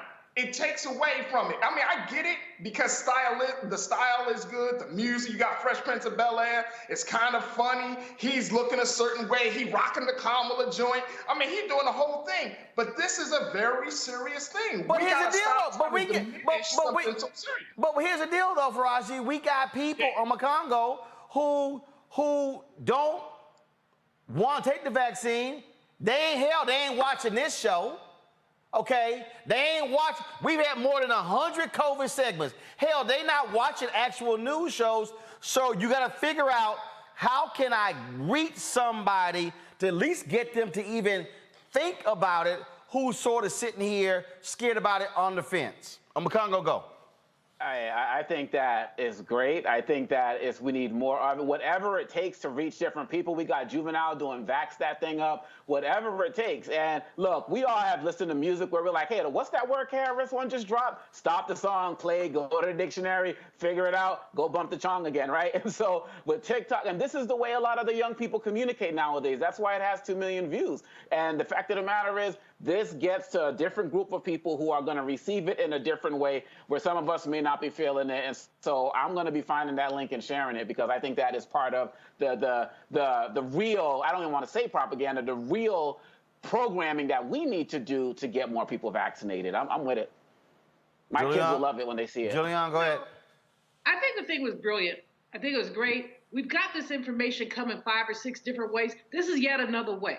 It's not the be all and end all. But as Obakongo has said, there's some people who have not gotten the vaccine. I don't think, Faraj, that people are sitting around saying, let me write this word down and look it up. I think that what he does by dropping all the ingredients is giving himself some credibility. Look, y'all, I researched this. You know, I'm not just some dude who's telling you to take the vaccine. I researched it. So, you know, we have in our community just over half who have not been, well, I'm not sure the exact numbers, but not enough of us has been vaccinated. We had to cancel our basic wake for my mom because we didn't want to be a super spreader event because too many people were not vaccinated and people would not tell you that they were not vaccinated. They lied. And we just said, okay, we just can't do this. We can't do the repass. So, you know, I think, hey, I'm all props to the brother. Obakongo, when you find that link, you send it to me because I'm going to get it out there too.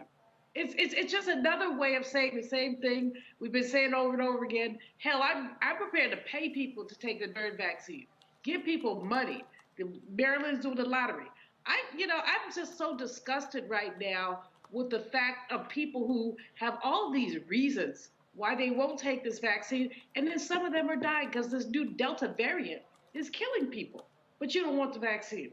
All right, go on with your bad self. Well, and the numbers of what we're seeing is numbers are significant, especially with the Delta variant. We're seeing 90+% of the recent hospitalizations are a result of unvaccinated people being hospitalized. We are seeing right now unvaccinated people begging nurses, please give me the vaccine. One nurse from Arkansas said, baby, it's too late. I can't. And so that's what we're seeing. We're seeing. How many of y'all saw the story of the conservative talk show host, Phil Valentine? He wasn't an anti-vaxxer, but he damn near said everything by saying, don't take it. Now his ass is in serious condition. Now his family putting out statements saying he now is encouraging his listeners to actually take the vaccine. Here's the deal that I keep saying. Ain't no flip side to death. Now, if you want to chance that thing, okay. Y'all, I got black people sitting here on my Instagram page, on Twitter, talking about Dr. Sebi, and they talking about take this and drink that and take this. Okay, I got all of that. All I'm saying is this. That's all I'm saying. Death is death.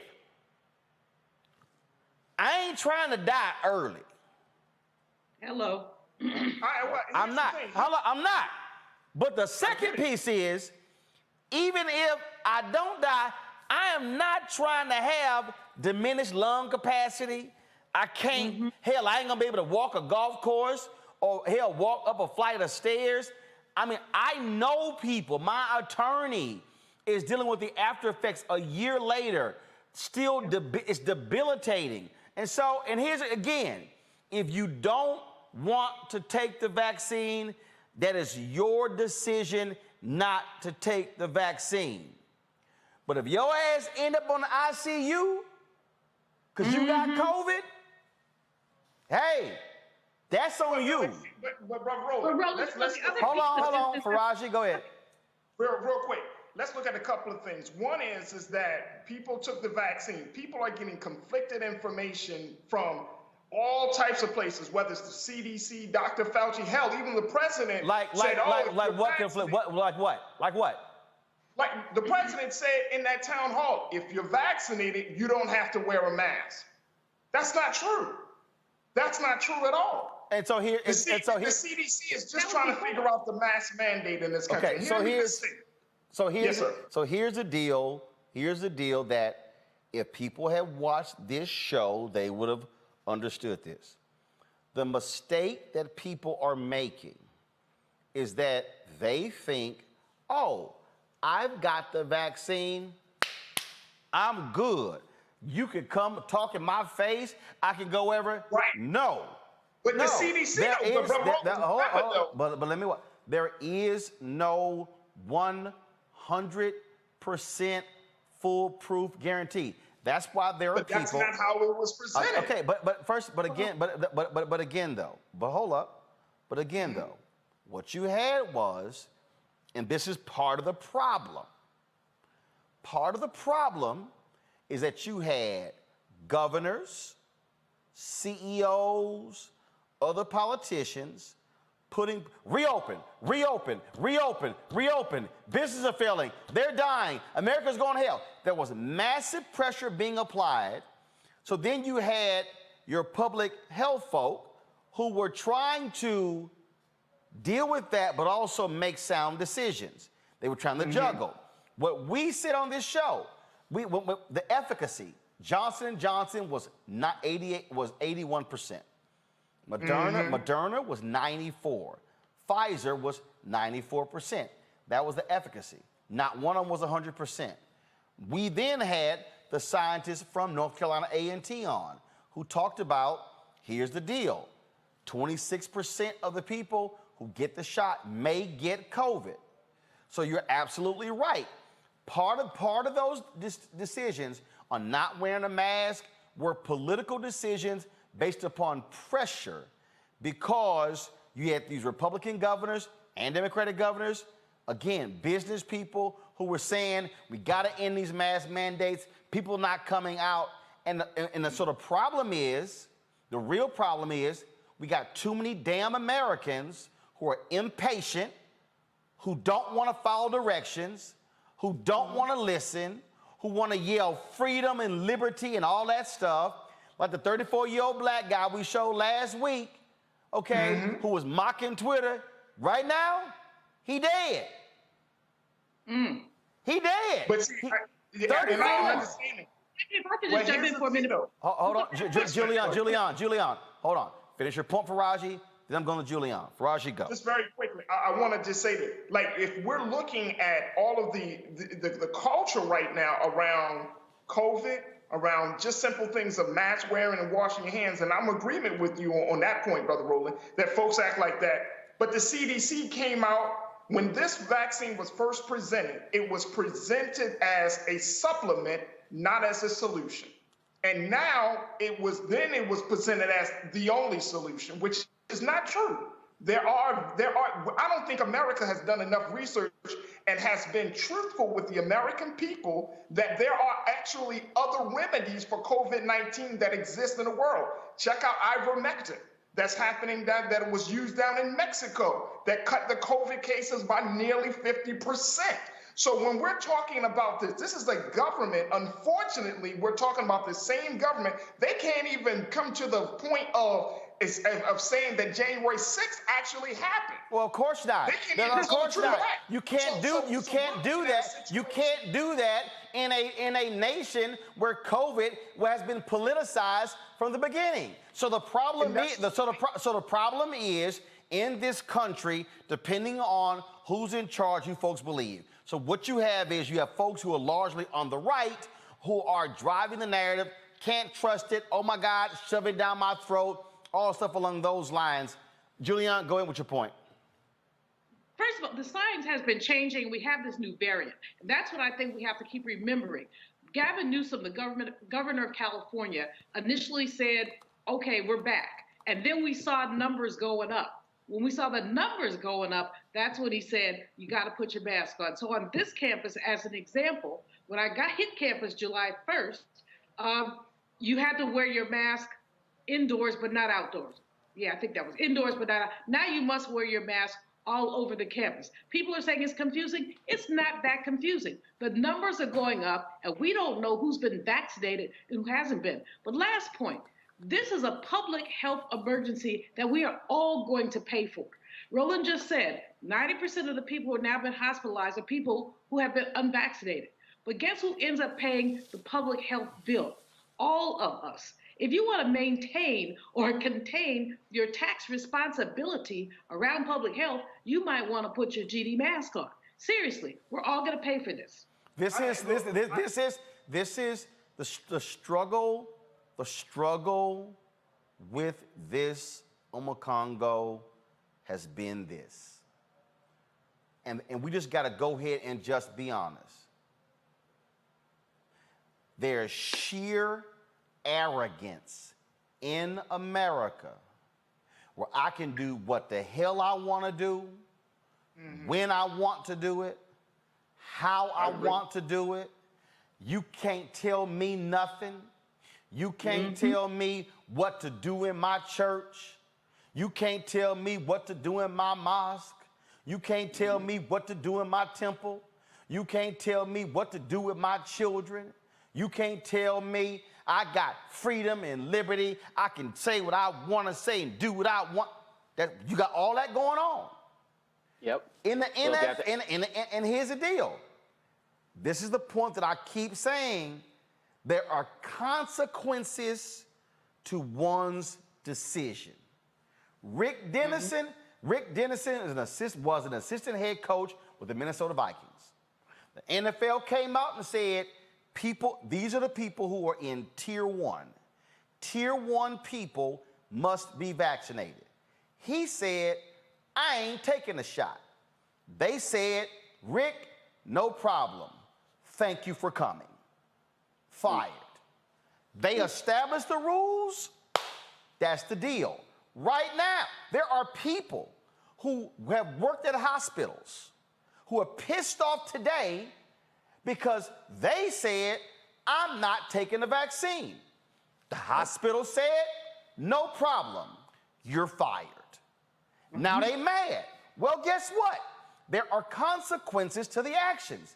And so we are in the situation we're in now because Americans, after six months, they were like crack addicts, didn't know what to do. They were like a dude who dropped his Viagra on the ground and was looking around like mad. That's the problem, because folks in this country are all about, we're freedom, we're free. You can't tell us you infringe upon my rights, while more than 620,000 people have died. It's really sad. I mean, we have become slaves to our freedoms, plain and simple. We've let them dictate everything that we're going to do. And I would add to everything that you just said is the problem. The other problem is the lack of knowledge of history. Because going back to the flu of 1918, we saw the same thing.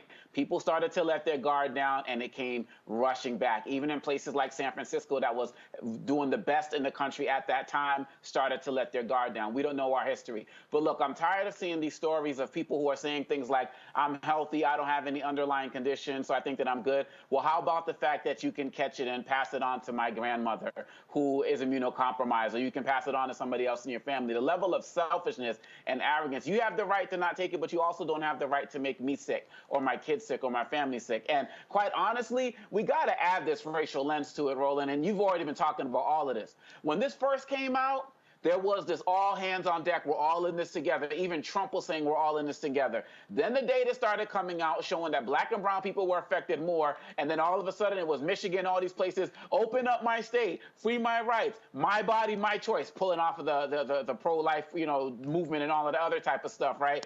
And now the Republicans are seeing now that it's affecting their constituents more again. And now these governors, Kay Ivey and all of them are saying mask up. If people really cared about each other from jump, we'd be in a different situation right now. And so you're right. The government has opportunity. Private enterprises, they are making these decisions. You don't want to do it. These NFL players are about to experience that right now with these new NFL rules. There are going to be consequences to the action. But the biggest consequence is your death. And the next consequence is other people's deaths. And then a third consequence, as we have our economist here, Dr. Malveaux, there's an economic impact to the community that we all know we're going to feel it worse. I live in Southeast D.C., and I believe that in Ward 8, we are like less than 30% vaccinated, and in like War II, where people are wealthy, it's like over 70%. So now that they have access to this vaccines and the like, we're still not taking the precautions we needed. And are we taking the precautions with everything else and the social distancing and the mask and all of that? No, we are slaves to our freedoms, and we're suffering for it tremendously. Bottom line here's this here. Again, if an individual does not want to take the vaccine, that is their prerogative. The problem that we're seeing right now, Faraji, is with the variant, which the A&T professor said in April last year was going to happen. What we're seeing now is they also said the vaccine is not effective against. Right. No, because first of all, what he said was, he said viruses, once they interact with humans, he said they come in one form, and then they may veer off and distribute it in another form based upon who they come in contact with. So the point, so he said we're going to be in a situation where we're going to be chasing different variants for quite some time. What he laid out though was that, and we're seeing this right now, of the hospitalizations happening right now, 90 to 100% are as the result of unvaccinated people. Exactly. Brother Roland, is it possible that the United States government, and when I ask this question, I want us to think through it. Is it possible that the United States government could not be telling us the full truth about, not COVID, because I believe COVID is real. I mask up, I wash hands, I do all of that. But is it possible that they could not be telling the truth about the effectiveness of these vaccines, especially when you have a company like Johnson & Johnson, who is, from the talcum powder to the mishap they had of 15 million doses right here in Baltimore City a few months ago, where they messed up with the doses there, to the fact that is it possible that some things may not fall into place? Here's the deal, though. Is that possible? No, here's the deal.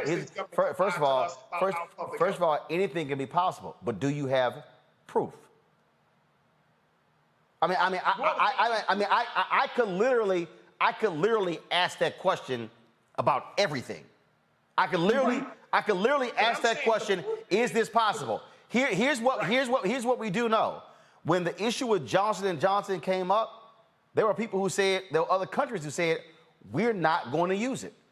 There were people who said no. So we have not heard the same level of problems with Pfizer and Moderna's vaccine as we have with Johnson & Johnson. So bottom line is this here. We've put on numerous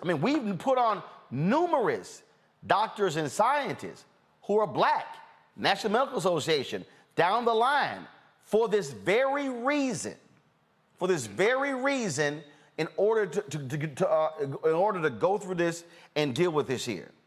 Bottom line is this here: if you're out there and you're skeptical, okay, that's fine. If you don't choose to take it, fine. But if you get it and die, sorry, shame on you, because your family is now impacted. And we're now seeing these stories where these family members are just in tears and crying because they lost a loved one. And I read a story the other day where there are married couples where one dude said, I feel like I'm cheating on my wife because I'm trying to sneak out the house to go get my shot, because the wife was absolutely adamant against it. I had a tweet earlier from conservative Eric Erickson, who's talked about, he said his children got their shot on Friday. They threw up on Saturday. He said by Saturday evening, it was as if nothing was wrong. And there were people who were telling him, you put your kids through that? And he was like, through what? I want my kids to be around. So again, options are there. If folk don't want to take it, that's on them, but you're playing with Russian roulette. I ain't trying to sit here and check the hell out early over some, and I'm like, and yeah, your ass is gonna mask up, you're gonna practice social distancing, because you got folks who Eric Clapton, I'm not performing at any venue that's gonna require people to show their COVID passport. Okay, well, go sit your punk ass and sing at home then. I just read a story. 500 bars in San Francisco have formed an alliance requiring proof of a COVID test, proof of COVID vaccination before they let them in the bar. I mean, I'm sorry. At some point, you got to be a hard ass on this because people are actually dying. People are dying, and not only that, people are impacted in so many other ways. Roland, Clapton is a hot monkey fool, and he could just be a hot monkey fool in his house by himself. But the fact is that people pay attention to some of these folks, and because they're paying attention to them, you have the people who refuse to get tested, who refuse to wear a mask. I want us to have, I've been on 4 planes lately. I want us to have a COVID passport. I don't want anybody sitting next to me on a plane, even if they're masked, who has not been tested, doesn't have the vaccination. We know what's going on with this. And I don't understand. I mean, with all due respect to my brother, who is very passionate about what we may or may not know, we know this: people die. Now, the United States government is no paragon of virtue. We know that full well. We know there have been experiments like Tuskegee, Henrietta Lack. We all know that. That's why I got mine. I let white folks be my guinea pig. We used to be their guinea pigs. I let them be my guinea pigs. So after they had got tested enough times, then I said, okay, I think I'll do it now. But the fact is that we know what's happening. And it really breaks my heart when I see some of the things. I just had a young man who actually, San Francisco State is now going to be closed in the fall. Cal State LA, we're gonna go back to hybrid. We will be open, but there's all this hybrid stuff. But this young brother had moved himself from Atlanta to San Francisco to go to school. He's in his 20s, so he had a little money, got an apartment, bought some furniture, and now he finds out that the campus is not going to really be open. So he's not going to be able to get his money back from his landlord. You know, he's bought this furniture. He might be able to send some of it back. And he's a young man who basically had the passion, dropped out of high school, went back, got the GED, did a couple years of community college, You know the story. And these are the unintended consequences of what's happening because people don't want to wear a mask. You know, all the stuff. It's nonsense. It's utter nonsense. You know, when I had Moderna, it was unpleasant. I was sick for a couple of days. My temperature went up and down and up and down, and I couldn't hold anything down. I'm fine now. 2 days, I laid in the bed and read books. And some people will have a reaction. But that's what happens with vaccinations. Some people get a reaction from the flu shot.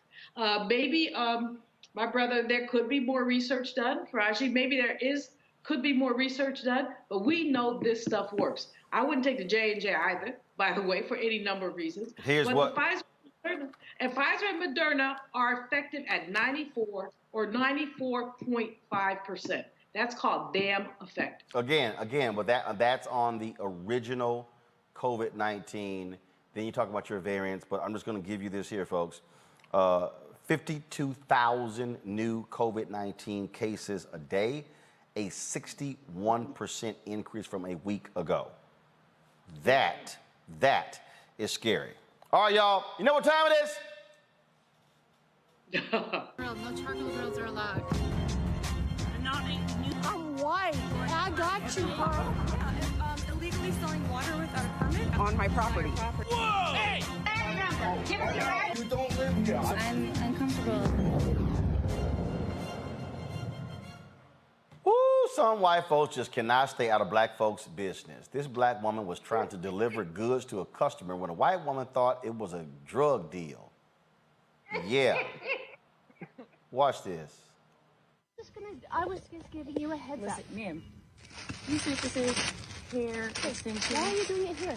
Because I can. It's a public park. It's a public park. Do you own the park? Can people pick up here? It's just a pickup. Okay. It looks like a drug deal. I don't care what it looks like. Call the police. I pay $50,000 in taxes. I pay my mortgage. This is how. Do it at your house. Lady, if that's your house, do it at your house. If there's a problem, tell someone. Okay. Thank you. I was trying to give you a heads up. Give a heads up. Okay, thank you. Yeah, girl. Thank you. I definitely appreciate it. For the hair services. Appreciate you. Thank you, love. Tap in if you need anything else. I will. Thank you. Just giving you a heads up. It looks like a drug deal. People don't go around every day. People parking here. I'm telling you, you don't see that I just you know what? I'm just saying. I have a legit business. I paid $50,000 to catch this unhelpful person. And people are talking about the girl on the bike who's stealing drugs. I don't want to involve police on people. What do you want me to do? Stop doing my business? Well, I would like you to not do it here. Ma'am, this is... I'm aware it's a public park. I'm just... Okay. And if they call the police on you, I tried. Okay. I tried. Okay, I tried. Thank you. Lord, these folks just will not leave. How the hell are you going to tell somebody what she should be doing? What? I'm going to call and go ahead. Anybody who grew up in the hood or been around the hood or watched a damn movie, rule number one, you don't confront a drug dealer. First of all, if you think somebody's stealing drugs, I'm not going to be the one to step to them. You know what I'm saying? Yo, these cats are so emboldened. It's just like, it's ridiculous. I'm just looking out.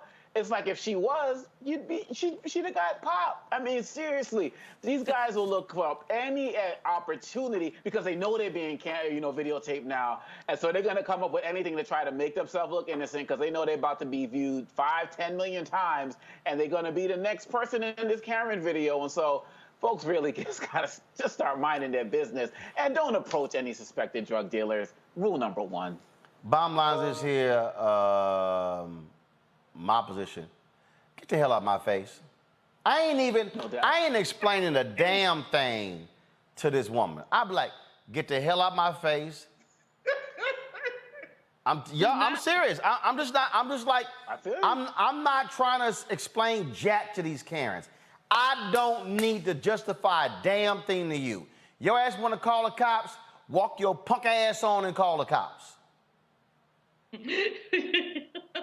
I'm just cracking up because the rule of Congo should not be don't approach black people.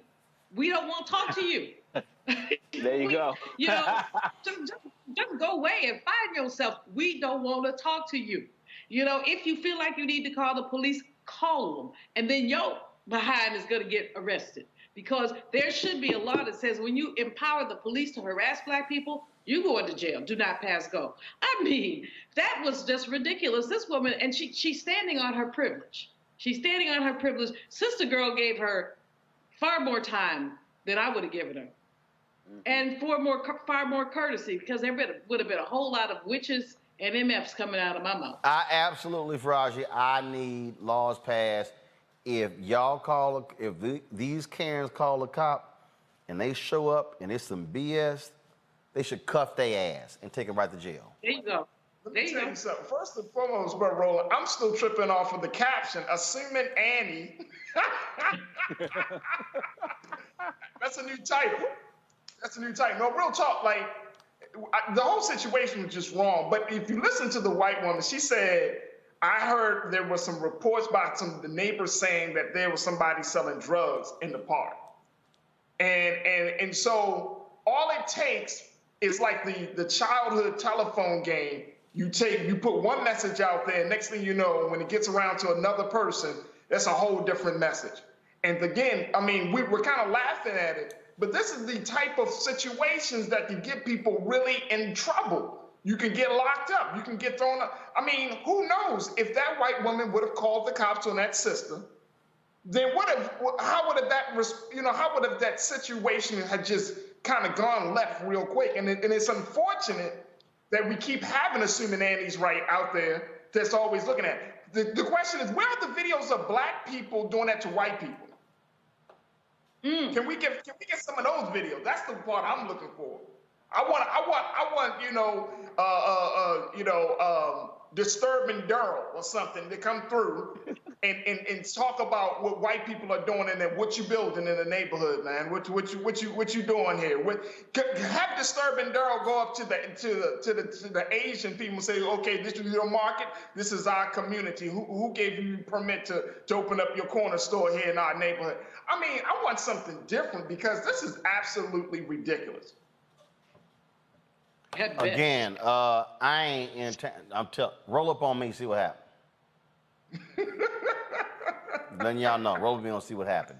All right, y'all. We are having issues getting Diane Nash and Reverend Dr. James Lawson on the phones. We're going to try to get them on tomorrow for our Bob Moses tribute. We appreciate the folks who are on today, Greg Carr, Charles Cobb, as well as Bernard Lafayette. Folks, tomorrow I'm going to be broadcasting live from Austin, Texas, where we will be beginning the effort to fight for voting rights. The march taking place.